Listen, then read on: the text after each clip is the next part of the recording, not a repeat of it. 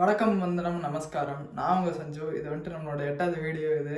நம்ம 8வது நாளும் வந்துட்டு சூப்பரா இன்னைக்கு வீடியோ போட ஆரம்பிச்சிட்டோம். அதே மாதிரி சண்டேவும் வந்துட்டு ஜிம்முக்கு போகலனாலும் நிறையா ஒர்க்ஸ் எல்லாம் பார்த்துட்டு இருந்தேன். வீட்டில் நிறைய இன்ஃபர்மேட்டிவான கண்டென்ட்ஸ், அப்புறம் வந்துட்டு சின்ன சின்ன வேலையெல்லாம் முடித்தேன். ஆர்ட்டை பற்றியும் சின்ன சின்ன வீடியோஸ் எல்லாம் பார்த்து நிறைய விஷயங்கள் தெரிஞ்சுக்கிட்டேன். அதே மாதிரி வந்துட்டு நான் நிறைய பேர் வந்துட்டு போட்ட வீடியோக்கெல்லாம் ரொம்ப ரொம்ப சப்போர்ட் பண்ணியிருந்தீங்க. அதே மாதிரியே வந்துட்டு ரெகுலராக சப்போர்ட் பண்ணுங்கள். உங்களோட ஒவ்வொரு சப்போர்ட் தான் வந்துட்டு என்னோடய க்ரோத்துக்கு ரொம்ப யூஸ்ஃபுல்லாக இருக்கும். அதே மாதிரி நான் போடுற ஒவ்வொரு எஃபர்ட்ஸும் வந்துட்டு நீங்களும் போடணும்னு நினைக்கிறேன். நான் பண்ணுற ஒவ்வொரு விஷயங்களும் நீங்களும் பண்ணுறேன்னு நினைக்கிறேன். ஏன்னா வந்துட்டு எனக்கு கண்டிப்பாக தெரியும் நான் அச்சீவ் பண்ணிடுவேன்னு சொல்லிட்டு. ஏன்னா என்னால் ஒரு விஷயத்த ஒரு ரெகுலராக பண்ண முடியுதுன்னா அந்த விஷயத்த உங்களாலேயும் ரெகுலராக பண்ண முடியும். அதனால் வந்துட்டு நீங்களும் அந்த விஷயத்த வந்துட்டு விடாமல் ரெகுலராக ட்ரை பண்ண முயற்சி பண்ணுங்கள். அது ஸ்டார்டிங் வந்துட்டு பண்ண வராத மாதிரி தான் இருக்கும். பட் ஆனால் உங்களுக்கு அது கண்டிப்பாக பண்ண வந்துடும். அந்த ஒரு கோட் சொல்லுவாங்கள்ல, 1000 மைல் பிகைன் வித் 1 ஸ்டெப்னு சொல்லிட்டு. நீங்கள் எடுக்கிற ஒவ்வொரு டிசிஷனும், நீங்கள் எடுக்கிற ஒவ்வொரு முடிவும், நீங்கள் எடுக்கிற ஒவ்வொரு ஆக்ஷனும் தான் வந்துட்டு உங்களோட நாளை நாளை வந்துட்டு எப்படி மாற்ற போகுதுங்கிறது இருக்குது. நாளை நாள் மட்டும் இல்லை, உங்கள் வரப்போகிற ஃப்யூச்சர்லேருந்து எல்லாமே தான். பட் ஆனால் நீங்கள் அதுக்கு என்னென்னா அதுக்கான எஃபர்ட்ஸ் நீங்கள் போட்டே தான் ஆகணும். நீங்கள் ரெகுலராக பண்ண தான் ஒரு விஷயம் வரும். அதுதான் உங்களுக்கு சொல்ல வந்தேன். இப்போ நம்மளோட ஆர்ட்ஸ் அந்த இதெல்லாம் உங்களுக்கு காட்டுறேன் நான். அப்புறம் நம்ம நேற்றுலாம் பண்ண விஷயம், அப்புறம் இன்றைக்கி டயட் வீடியோலாம் 2 நாள் எடுத்து வச்சுருந்தேன், நான் என்னென்ன சாப்பிட்றேங்கிறது, அதுவும் இந்த வீடியோவில் அப்படியே உங்களுக்கு ஆட் பண்ணுறேன். சரிங்களா? இப்போ பார்த்தீங்கன்னா வந்துட்டு நைட் ஓட்ஸ் கஞ்சி எடுத்தாச்சு. மாதுளம்பழம் இருக்குது, தூக்கி போட வேண்டியதான். கடைசியில் நம்ம அப்படியே கொட்ட வேண்டாம், சிந்திரும். கையில் எடுத்து பொறுமையாக போட்டு கலப்போம். நம்ம கை பிஸியாக இருக்கனால அம்மாவோட கை எடுத்து போட சொல்லிகிட்டு இருக்கோம் மாதுளம்பழத்தையெல்லாம். இது வந்துட்டு நாளைக்கு வர வீடியோவில் வரும்னு நினைக்கிறேன், போட்டுருவோம். நாளைக்கு காலையில் சாப்பிட்ற டயட்டே எடுத்து உங்களுக்கு வீடியோவாக அப்டேட் பண்ணிடுறேன். ஒரு பிரச்சனை இல்லை. இதுக்கு மேலே டயட்டையும் தட்டி தூக்குறோம், நம்ம யாருங்கிறத காமிக்கிறோம். 4 மாதம் நம்ம ஒரு லெஜெண்டாக மாறுறோம். இதுதான் இன்றைக்கி பண்ண ஆர்ட்டு. இது மட்டும் இல்லை, 1-2 ஆர்ட் இருக்குது, அதையும் பாருங்கள் எப்படி இருக்குன்னு சொல்லிட்டு. அப்படியே கொஞ்சம் கொஞ்சமாக வந்துட்டு இம்ப்ரூவ் பண்ணிட்டு வந்துட்டுருக்கேன். டெய்லி வந்துட்டு 3 ஆர்ட் 4 ஆர்ட் வரையாமல் டெய்லி ஒரு 5-6 வரலான்னு ட்ரை பண்ண போகிறேன். 5 இப்போ இருந்து ஒரு 3 வரைஞ்சிட்ருக்கேன், 3-4 வரைஞ்சிட்ருக்கேன். எக்ஸ்ட்ரா 1 மட்டும் ஆட் பண்ண போகிறேன். முடிஞ்சால் அது ஒன்றும் சேர்த்து வரைய வேண்டியதுதான். பட் ஆனால் வந்துட்டு ஒன்று நீங்கள் பண்ணுற விஷயத்த மட்டும் ஸ்டாப் பண்ணிடாதீங்க. என்ன தான் வந்துட்டு அது கொஞ்சம் கம்மியானாலும் சரி, அதிகமானாலும் சரி, நம்ம பண்ணுறதை எப்போவுமே பண்ணிகிட்டே இருக்கணும். அதுலேருந்து நம்ம ரிசல்ட் வருதோ இல்லையோ, அதுதான் மேட்ரஸ். பார்த்தீங்கன்னா நேற்று வந்துட்டு நிறைய எல்லாம் எதுவுமே பண்ணல, அதான் ரைட்டிங்கும் முடிச்சிட்டோம். பார்த்தீங்கன்னா 10 சொல்லிடுவோம் போல். ஒரு 22 விஷயம் இன்றைக்கி காலையிலேருந்து பண்ணியிருக்கேன். காலைல டயட் இடத்துலேருந்து க்ளீன் பண்ணுறது, ட்ரீட் பண்ணுறது, அப்புறம் ஆர்ட் ப்ராக்டிஸ் பண்ணுறது, அப்புறம் இன்ஃபர்மேஷன் வீடியோ பார்க்குறது, இம்ப்ரூவ் ரைட்டிங். அப்புறம் நேற்று சண்டேனால வந்துட்டு ஜிம்முக்கு போக முடியல. ஜிம்முக்கு போயிருந்தால் வந்துட்டு அந்த சில விஷயங்களை ஃபோரம் ஒர்க் அவுட்ஸு அதெல்லாமே வந்துட்டு நம்ம ஆட் பண்ணியிருப்போம். அதனால் அதை தவிர மற்ற என்னென்ன விஷயம் பண்ண முடியுமோ எல்லாமே பண்ணிட்டேன்.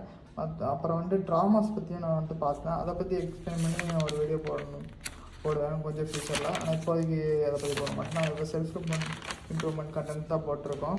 ஒரு விஷயத்த நீங்கள் பண்ண எடுத்துகிட்டு அதே ஃப்ளோவில் போகிறது தான் நல்லது. பேலன்ஸ் அண்ட் டயட்டெல்லாம் ஆட் பண்ணியிருப்பேன், நீங்கள் பாருங்கள். Act like a successful people. நீங்கள் சக்ஸஸ்ஃபுல் பீப்புளாக மாறணும்னா சக்ஸஸ்ஃபுல் பீப்புளுக்கான வந்துட்டு என்னென்ன குணாதிசயங்களோ அது அவங்ககிட்ட இருக்கணும். என்னென்ன மீன்ஸ் அவங்க வந்துட்டு காலைல எப்படி எழுந்திரிப்பாங்க, அதே மாதிரி நீங்களும் எழுந்திரிக்கணும். அவங்க எப்படி ஒர்க் பண்ணுவாங்க, அதே மாதிரி நீங்களும் ஒர்க் பண்ணணும். அந்த மாதிரி சின்ன சின்ன ஹேபிட்ஸ்லாம் நிறையா இருக்குது. அதில் ஒரு 5 ஹேபிட் வந்துட்டு உங்களுக்கு நான் சொல்கிறேன் என்னென்னு சொல்லிட்டு. ஃபர்ஸ்ட் வந்து சக்ஸஸ்ஃபுல் பீப்புள் என்ன பண்ணுவாங்கன்னா, ஒரு லேர்னர்ஸாக இருப்பாங்க. எப்போவுமே வந்துட்டு நிறையா படிப்பாங்க, நிறையா விஷயத்தை தெரிஞ்சுக்கணும்னு நினைப்பாங்க.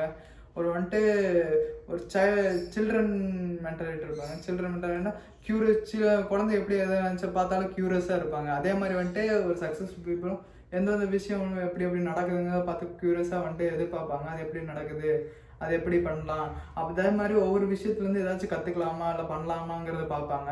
அதே மாதிரி தான் நம்மளோட மைண்ட் செட் இருக்கணும். டெய்லி வந்துட்டு ஏதாச்சும் ஒரு விஷயத்த ஒரு விஷயமாச்சும் நீங்கள் கற்றுக்கிட்டு வந்துட்டே இருக்கணும். லேர்னிங்கிறது எவ்வளோ இம்பார்ட்டண்ட்டுன்னா, நீங்கள் பார்த்தீங்கன்னா இப்போ பெரிய பெரிய லெவலில் ஆனவங்க கூட டெய்லி வந்துட்டு 1 ஹவர் 2 ஹவர் ரீட் பண்ணிட்டு தான் இருக்காங்க. நீங்கள் பார்த்தீங்கன்னா வாரன் பஃபெட்டெல்லாம் வந்துட்டு படிக்கிறதுக்குன்னே 3 மணி நேரம் 4 மணி நேரம் தனியாக டெய்லி ஒதுக்கிடுறாரு. ஏன்னா அவ்வளோ இம்பார்ட்டண்ட்டாக இருக்கும். நீங்கள் ஒரு விஷயத்தை என்ன தான் வந்துட்டு மேதாவி ஆனாலும் நீங்கள் திருப்பி திருப்பி லேர்ன் பண்ணிட்டு இருந்தீங்கன்னா அந்த லெவலில் இருப்பீங்க. இல்லைனா அந்த லெவலை விட்டு நீங்கள் கீழே இறங்கி தான் வருவீங்க. அதனால் வந்துட்டு சக்ஸஸ்ஃபுல் பீப்புளாக என்ன பண்ணுறாங்க, ரீட் பண்ணுறாங்க அவங்களுக்கு நாலேஜ் எடுக்குது. ஒரு எதுவும் இல்லை, ஒரு 100 புக்ஸ் ரீட் பண்ணுறாங்க. 100 புக்ஸில் வந்துட்டு அதில் ஒரு புக்கில் கூட அவங்களுக்கு தேவையான விஷயம் இருந்திருக்காது. ஒரு புக்கில் கூட அவங்க சக்ஸஸ் என்னங்கிறத வந்துட்டு தெரிஞ்சுக்க மாட்டாங்க. அது எப்படி போனாங்க தெரிஞ்சுக்க மாட்டாங்க. அதே மாதிரி தான் நீங்கள் உங்களுக்கு வழிகள் நிறையா பிறக்கணும்னா வந்துட்டு நீங்கள் ஃபஸ்ட்டு படிக்கணும். ஏதாச்சும் ஒரு விஷயத்தை லேர்ன் பண்ணிகிட்டே இருக்கணும். லேர்னிங்கிறது அவ்வளோ இம்பார்ட்டன்ட்டு. ரெண்டாவது என்னென்னா வந்துட்டு அவங்க எல்லாத்துக்கும் நோ சொல்லுவாங்க. நோ சொல்லணும்னா எதுவும் இல்லை, சிம்பிள் திங். நீங்கள் ஃபோக்கஸ்னால் உங்களுக்கு என்னன்னு சொல்கிறேன். ஃபோக்கஸ்னால் வந்துட்டு போயிட்டு மாங்கன்னு படிக்கிறதெல்லாம் ஃபோக்கஸ் கிடையாது. இல்லை வந்துட்டு ஒரு விஷயத்தை உன்னிப்பாக இருக்கிறதெல்லாம் ஃபோக்கஸ் கிடையாது. ஃபோக்கஸ்னால் நோ சொல்கிறது. நமக்கு என்ன தேவை வேலை நடக்கணுமோ அது தவிர எந்த ஒரு வேலையாகவே இருக்கக்கூடாது. நீங்கள் ஒரு வேலை முக்கியமாக நினச்சிங்கன்னா அது மட்டும்தான் உங்களுக்கு முக்கியம். மற்ற எல்லாத்துக்குமே நீங்கள் நோ சொல்லி தான் ஆகணும். வேறு வழியே இல்லை. நீங்கள் நோ சொன்னால் மட்டும்தான் வந்துட்டு அந்த வேலை நடக்கும், உங்களோட முக்கியமான வேலை. இதுதான் வந்துட்டு உண்மையாக. நீங்கள் வேணால் நினச்சி பாருங்கள், நீங்கள் ஒரு வேலை செய்யணும்னு நினைப்பீங்க, அதுக்குள்ளே பார்த்தீங்கன்னா இன்னொரு சின்ன இதெல்லாம் வந்துடும். அதுக்கு எல்லாத்துக்கும் நோ சொல்லி பழகணும். ஒரு வேலை இம்பார்ட்டண்ட்டாகவே இருந்தாலும் சில விஷயத்துக்கெல்லாம் நோ சொல்லி தான் நீங்கள் ஆகணும், வேறு வழி இல்லை. அப்படி நோ தவிர்க்க முடியாத இதில் வந்துட்டு எப்படியாச்சும் அந்த விஷயத்த திருப்பி பண்ணணுன்னு தான் நீங்கள் நினைக்கணுமே தவிர இதையே ஒதுக்கிட்டு அது பண்ணும், அதே ஒதுக்கிட்டு இது பண்ணுங்கிறது நினைக்கக்கூடாது. இந்த விஷயத்த உங்களுக்கு அப்போ ஒரு முக்கியமான வேலை வருது. நீங்கள் ஒரு நல்லா ஃபோக்கஸ் பண்ணி ஒரு விஷயத்த பண்ணிட்டுருக்கீங்க, அப்போ ஒரு முக்கியமான வேலை வருது. அந்த முக்கியமான வேலையும் செஞ்சுட்டு இதையும் வந்துட்டு எப்படியாச்சும் பண்ணிடணுங்கிற ஒரு இது இருக்கணும். அப்போ தான் வந்துட்டு உங்களால் நெக்ஸ்ட்டாக அந்த க்ரோத்துக்கு போக முடியும். மூணாவது பார்த்தீங்கன்னா வந்துட்டு அவங்களோட எல்லா இதுலேயுமே வந்துட்டு எப்படி சொல்கிறேன்னா ட்ராக் பண்ணுவாங்க அவங்க ப்ரோக்ரஸை. அவங்க என்னென்ன பண்ணுறாங்க, அவங்க என்னென்ன தப்பு பண்ணியிருக்காங்க, என்னென்ன கரெக்ட் பண்ணியிருக்காங்க, எல்லாத்துலேயுமே வந்து பார்த்திங்கன்னா அவங்க நோட் பண்ணுவாங்க. ஏன்னா வந்துட்டு நம்ம என்னென்ன தப்பு பண்ணுறாங்கிறது நமக்கு தெரிஞ்சாதான் வந்துட்டு நம்ம இம்ப்ரூவ் பண்ணிக்க முடியும். ஒருவேளை நம்ம இதே லெவலில் தான் இருக்கோமா இல்லை வந்துட்டு போயிட்டுருக்கோமாங்கிறது அவங்க ஏதாச்சும் ஒரு விஷயத்தில் நோட் பண்ணுவாங்க. நீங்கள் பார்த்தீங்கன்னா நீங்கள் ஏதாச்சும் ஒரு பிளான் ஸ்டார்ட் பண்ணுறீங்க, அது நல்லா போயிட்டுருக்குன்னா ஃபஸ்ட்டு ஒரு நோட் எடுத்து எழுதுங்க. நான் இதெல்லாம் பண்ணிகிட்ருக்கேன், இதெல்லாம் வந்துட்டு இப்போ நான் போகணும்னு நினைக்கிறேன் அப்படிங்கிற மாதிரி எழுதுங்க. நீங்கள் எழுத நீங்கள் என்ன தப்பு பண்ணுறீங்க, நீங்கள் என்ன கரெக்ஷன் பண்ணுறீங்கிறது உங்களுக்கே அப்படியே தெரிய ஆரம்பிக்கும். நாலாவது என்னென்னா ரொம்ப ரொம்ப சிம்பிளான ஒன்று. அது ஆனால் ஸ்டார்டிங் கஷ்டமாக தான் இருக்கும், உங்களுக்கு அது பண்ண ஈஸியாகிடும். நீங்கள் பார்த்தீங்கன்னா கொஞ்சம் எல்லாம் ஒரு ஹை லெவல் பீப்புள்ஸும் வந்துட்டு காலைல பெட்டை எந்திரிச்சு மடித்து வைக்கிறாங்க. நீங்கள் பார்த்தீங்கன்னா ஆர்மிலெலாம் வந்துட்டு சும்மா பெட் எடுத்து மடித்து வைப்பாங்க. அதுதான் நார்மலான விஷயம், இது என்ன பெரிய விஷயமானு கேட்பீங்க. பட் ஏன் அப்படி எல்லா சோல்ஜர்ஸும் எல்லா முக்கியமான ஆளுகளும் அவங்களோட பெட்டை அவங்களே மடித்து வைக்கிறாங்க?